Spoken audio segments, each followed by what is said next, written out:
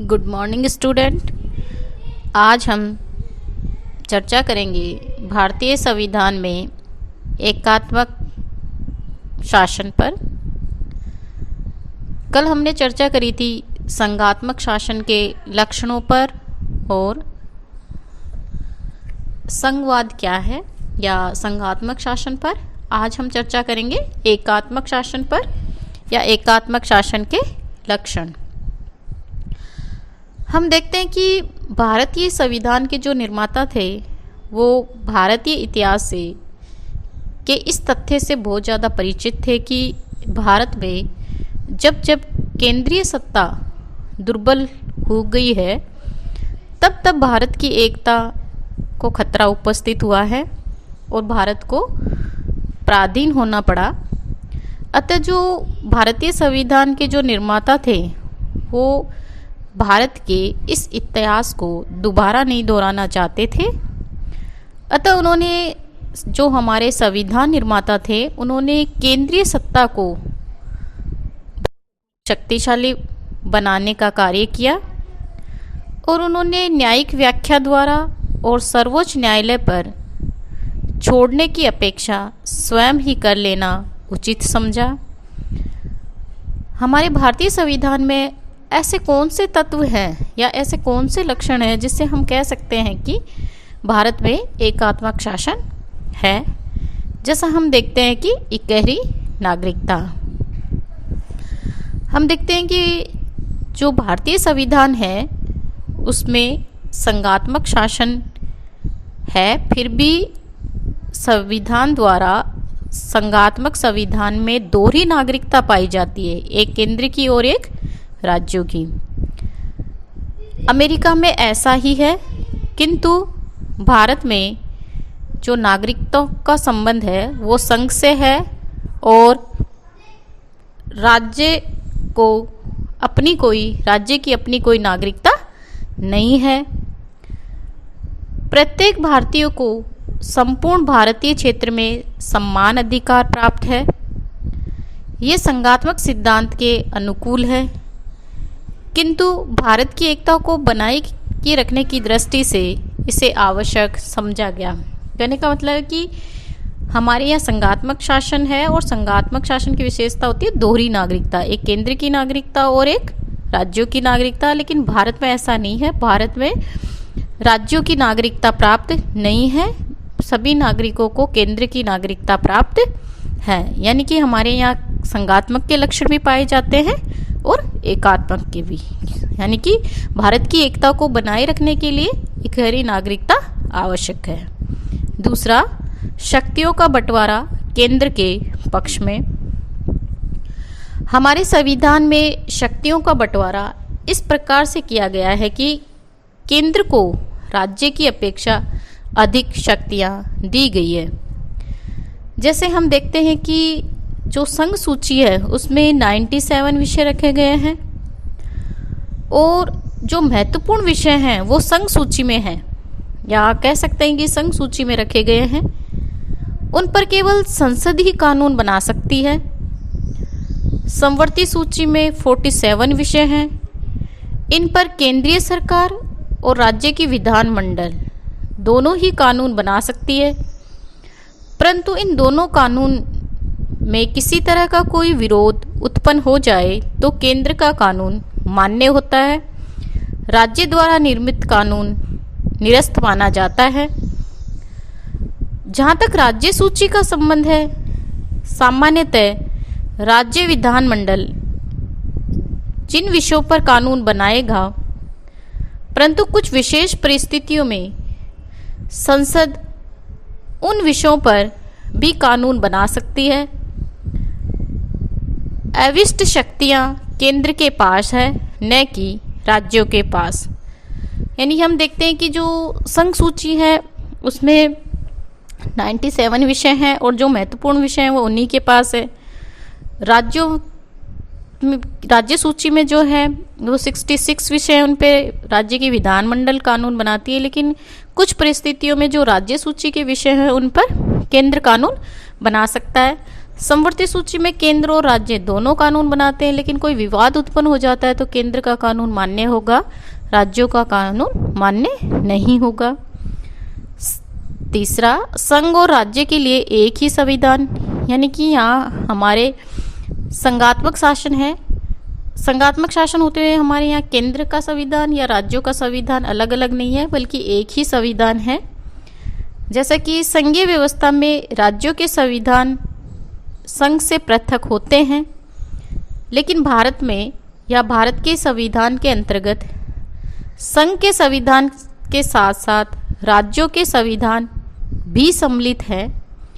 भारतीय संघ की इकाइयों को अमेरिका के राज्य तथा स्विट्जरलैंड के कैंटनों की भांति पृथक संविधान के निर्माण का अधिकार नहीं है, यानी कि हमारे यहाँ एक ही संविधान है, राज्यों का अपना कोई संविधान नहीं है, जैसा कि अमेरिका और स्विट्जरलैंड में है। केंद्रीय सरकार राज्यों की सीमाओं में परिवर्तन करने में समर्थ। हम देखते हैं कि हमारे यहाँ जो राज्यों की सीमा है, उन राज्यों की सीमाओं में परिवर्तन कर सकती है केंद्र सरकार। जैसे कि अमेरिका या ऑस्ट्रेलिया में संघ के द्वारा जो इकाई है या जो राज्य की सीमाएं हैं, उनमें उनकी सहमति के बिना कोई परिवर्तन नहीं किया जा सकता। लेकिन भारतीय संविधान के अनुच्छेद 3 के अनुसार संसद को यह अधिकार है कि वह किसी राज्य से उसका कोई प्रदेश पृथक करने या 2 से अधिक राज्यों को मिलाकर कोई नया राज्य बना सकती है। किसी राज्य के क्षेत्रफल में कमी करने या वृद्धि कर सकती है। राज्य की सीमाओं तथा उसके नाम बदल सकती है। राष्ट्रपति जो है वो राज्यों के विधानमंडल के विचार जान सकता है या मालूम कर सकता है, लेकिन इन विचारों को स्वीकार या करना या न करना राष्ट्रपति की इच्छा पर निर्भर करता है। यानी कि जो केंद्रीय सरकार वह हमारे यहाँ भारत में वो राज्य की सीमाओं में परिवर्तन कर सकती है। एकीकृत न्याय व्यवस्था। भारतीय संविधान में संघ प्रणाली या हम कह सकते हैं संघात्मक और राज्यों के कानूनों को लागू करने के लिए दोहरी न्याय व्यवस्था आवश्यक समझी जाती है। भारतीय जो संघ है उसमें अमेरिका की तरह दोहरी न्याय व्यवस्था का प्रबंध करने के स्थान पर न्याय व्यवस्था को एकीकृत कर दिया गया है। सर्वोच्च न्यायालय के बाद न्यायालयों का गठन एक पिरामिड की भांति होता है। राज्यों के उच्च न्यायालयों का निर्माण और गठन संघीय सत्ता के द्वारा ही किया जाता है। यानी कि हमारे यहाँ उच्च न्यायालय है, लेकिन कोई भी व्यक्ति अगर उच्च न्यायालय में अपना केस हार जाता है तो वो कहाँ जाएगा? सर्वोच्च न्यायालय में। और हमारे जो न्यायालय की व्यवस्था है वो एक पिरामिड की भांति है, यानी नीचे से ऊपर की ओर। संकट काल में एकात्मक शासन। हम देखते हैं कि भारतीय संविधान में राष्ट्रपति को अनुच्छेद 352, अनुच्छेद 356 और अनुच्छेद 360 के द्वारा संकट काल की घोषणा करने का अधिकार है। जब राष्ट्रपति इन संकट काल की घोषणा करता है तो हमारा जो संघात्मक शासन है वो एकात्मक शासन में परिवर्तन हो जाता है। अनुच्छेद 352 के अंतर्गत राष्ट्रीय संकट काल के समय संसद को राज्य सूची के किसी भी विषय पर कानून बनाना और राज्य पर सभी प्रकार के प्रशासनिक नियंत्रण प्राप्त हो जाते हैं। अनुच्छेद 360 के अनुसार अगर राष्ट्रपति वित्तीय आपात की घोषणा कर देता है या हम कह सकते हैं वित्तीय संकट की घोषणा जब राष्ट्रपति कर देता है तो वित्तीय संकट की स्थिति में राज्यों की जो वित्तीय व्यवस्था है उस पर केंद्र का नियंत्रण हो जाता है। वित्तीय संकट के समय राष्ट्रपति राज्यों के वित्त विधेयक को अपनी स्वीकृति के लिए मंगवा सकता है। राज्यों में संवैधानिक संकट के समय राज्यपाल केंद्रीय सरकार के एजेंटा के रूप में राज्य का प्रशासन चलाता है और उस समय संसद उस राज्य के लिए कानून बनाने का अधिकार रखती है। इस प्रकार संकट काल में राज्य स्वायत्ता प्राप्त इकाइयां न रहकर एकात्मक राज्य के अंग हो जाते हैं। जैसा कि पायलिन के अनुसार संकट काल की घोषणा से संविधान का संघात्मक स्वरूप समाप्त हो जाता है और केंद्रीय शासन सर्वोपरि हो जाता है। महत्वपूर्ण विषयों के संबंध में एकीकृत व्यवस्था। अधिकांश संघ राज्यों में दोहरा कानून, दोहरी न्याय व्यवस्था, दोहरी उच्च नागरिक सेवाएं, दोहरा लेखा परीक्षण इत्यादि व्यवस्थाएं होती हैं। किंतु भारतीय संविधान द्वारा इन समस्त महत्वपूर्ण विषयों के संबंध में जो राष्ट्र की एकता बनाए रखने के लिए आवश्यक है, एकरूपता स्थापित करने का प्रयत्न किया गया। अखिल भारतीय प्रशासन तथा पुलिस सेवाओं की व्यवस्था की गई और इन सेवाओं के सदस्य राज्य में मुख्य प्रशासनिक पदों पर नियुक्त किए जाते हैं। राज्यसभा के 2/3 बहुमत से पारित संकल्प के द्वारा अन्य अखिल भारतीय सेवाएं भी स्थापित की जा सकती हैं। भारत के नियंत्रण महालेखा परीक्षक के अधीन भारत की लेखा परीक्षा तथा लेखा सेवा का आयोजन है, जो एक केंद्रीय सेवा है, किंतु ये संघ के साथ साथ राज्यों के व्यय तथा लेखा परीक्षण कार्य को भी संपन्न करती है। निर्वाचन आयोग की नियुक्ति राष्ट्रपति द्वारा की जाती है और आयोग संसद के साथ साथ राज्य विधानमंडल के निर्वाचकों को भी संपन्न करता है। दीवानी तथा दंड संबंधी कानून संहिताबद्ध है और पूरे देश पर लागू होते हैं। उसकी एकरूपता कायम करने के लिए उन्हें समवर्ती सूची में रखा गया है। यानी कि हमारे जो कई महत्वपूर्ण विषय हैं उसके संबंध में एक ही व्यवस्था की गई है। राज्यों के राज्यपाल की नियुक्ति राष्ट्रपति द्वारा। भारतीय संविधान में संघ की जो इकाई है या जो राज्य हैं उनमें राज्यपालों की नियुक्ति राष्ट्रपति के द्वारा की जाती है। राज्यपाल जो है वो राष्ट्रपति के प्रसाद पर्यंत अपने पद पर बना रहता है। राज्यपाल केंद्र के प्रतिनिधि के रूप में कार्य करता है। राज्यपाल द्वारा इस तरह से केंद्रीय सरकार का राज्यों पर प्रत्येक स्थिति में पूर्ण नियंत्रण रहता है। राज्यपाल की नियुक्ति किए जाने की यह विधि संघात्मक सिद्धांतों के प्रतिकूल है। वह केंद्र और राज्यों के प्रति भक्ति में पारस्परिक विरोध की स्थिति में केंद्र को ही प्रसन्न रखना चाहिए, चाहे इससे राज्य के हित का बलिदान ही क्यों न करना पड़े। यानी कि राज्यों के राज्यपाल की नियुक्ति राष्ट्रपति के द्वारा की जाती है। आर्थिक दृष्टि से राज्यों की दुर्बल स्थिति। संविधान द्वारा वित्तीय दृष्टि से राज्य केंद्रीय सरकार पर निर्भर बना दिए गए हैं।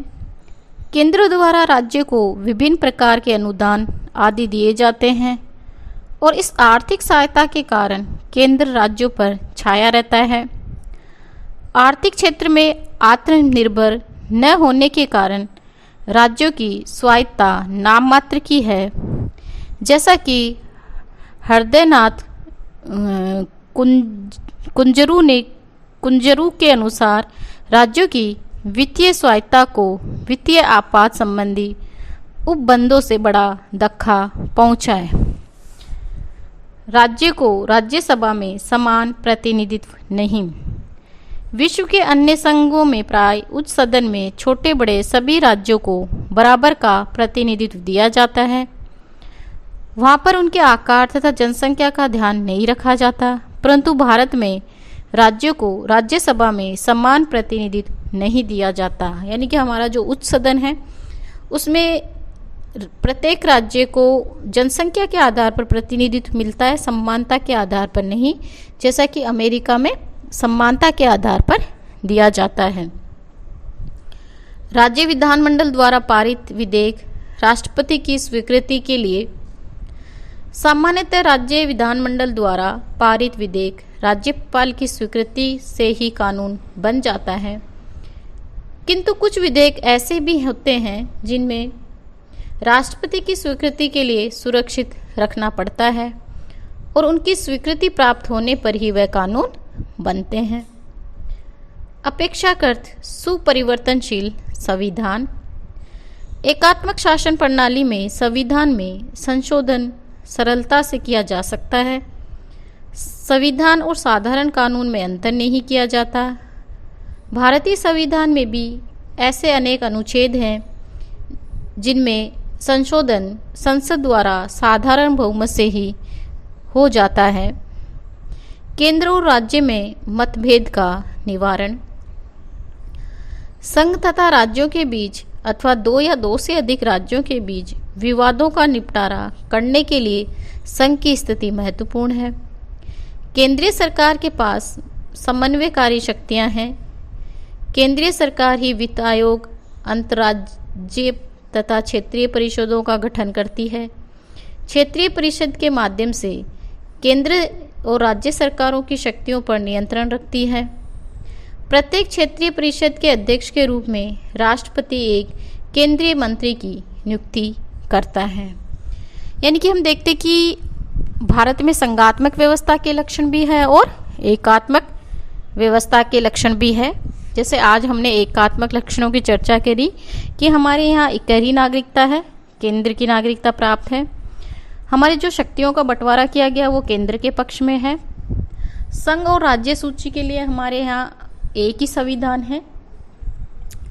केंद्र जो सरकार है वो राज्य की किसी भी सीमा में कोई भी परिवर्तन कर सकता है। हमारे यहाँ एकीकृत न्याय व्यवस्था है।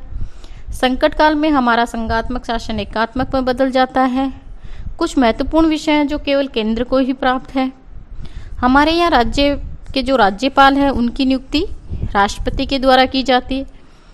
आर्थिक दृष्टि से राज्यों की स्थिति जो है वो दुर्बल है, केंद्र है वो आर्थिक रूप से ज़्यादा मजबूत है। हमारे यहाँ जो संसद का द्वितीय सदन है राज्यसभा, उसमें क्या होता है कि हमारे यहाँ समान प्रतिनिधित्व नहीं दिया जाता। उसमें जनसंख्या के आधार पर प्रतिनिधित्व दिया जाता है। जिस राज्य की जनसंख्या जितनी अधिक है वो उतने अधिक प्रतिनिधित्व भेजेगा। हमारे यहाँ कुछ विधेयक ऐसे होते हैं जिसपे कि राष्ट्रपति की स्वीकृति जरूरी होती है। हमारे यहाँ कुछ संविधान के कुछ अनुच्छेद ऐसे हैं कि उसमें आसानी से परिवर्तन हो जाता है। हमारे यहाँ केंद्र और राज्य के जो मतभेद है उनका निपटारा करने के लिए हमारे यहाँ क्षेत्रीय परिषद, वित्त आयोग या अंतर्राज्यीय परिषद की स्थापना की गई है। तो हम देखते हैं कि हमारे यहाँ मोटे रूप से एकात्मक शासन व्यवस्था के लक्षण भी पाए जाते हैं। धन्यवाद।